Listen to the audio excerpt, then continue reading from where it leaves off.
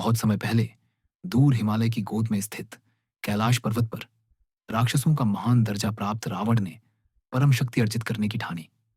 लंका का ये आदि पुरुष दशभुज दाक्षिणात्य वंशदावल यौवन का प्रतिमूर्ति, किंतु उसके हृदय में अजेयत्व की तीव्र लालसा जल रही थी।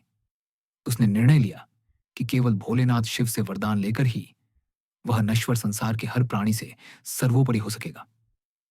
रावण ने अपने मंत्रियों और दैत्य सेना नायकों को आदेश दिया, मंडप सजाओ, शिवलिंग की प्रतिकृति स्थापित करो, घोर अग्नि तपस्या के लिए यज्ञ कुंड उत्खनित करो।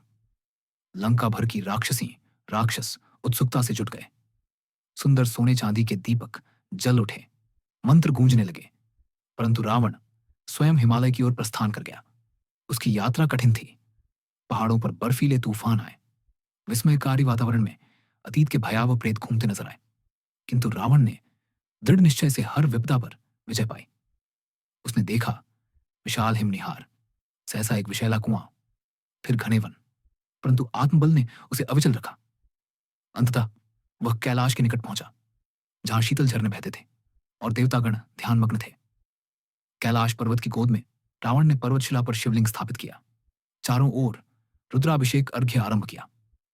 स्वयं को नील वस्त्र धारण कर, नाग नगा की माला लटकाकर, वज्र जटिल उपवेश से तपोवन आरंभ किया। दिन रात एयूएम नमः शिवाय की ध्वनि कांपते पर्वतों में गूंज रही थी। तप बढ़ता गया। बर्फ के तुषार गिरते, बादल गरजते, फिर भी रावण अनशन व्रत त्याग कर जप में लीन रहा। कई दिन बीत गए। अचानक उसी तपोभूमि में एक गर्जन हुई। शिव स्वयं अवतरित हुए। उनके अग्रसर होते ही वातावरण में दिव्य मौन छा गया। बादल सरक गए। उन्होंने कठोर तपस्वी रावण को अवलोकित किया और पूछा, तुम कौन हो जो मेरी शरण में पहुंचे? बिना कांपे रावण ने गर्व से उत्तर दिया, रावण, इंकाधिपति, दशग्रीव राक्षस, मैंने सर्वलोक विजयी हो जाना है।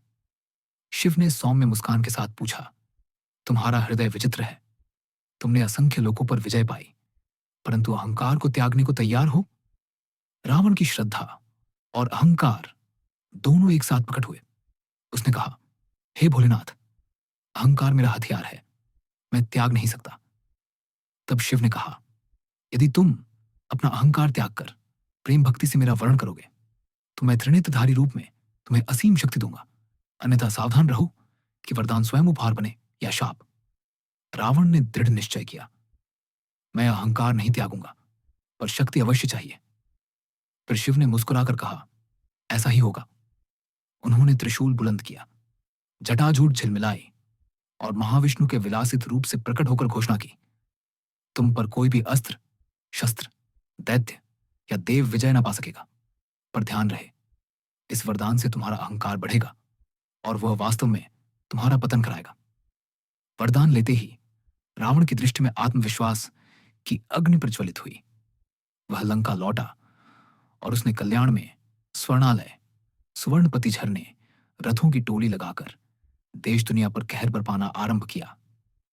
देवता भयभीत हुए, किंतु उन्होंने निष्क्रिय नहीं बैठा।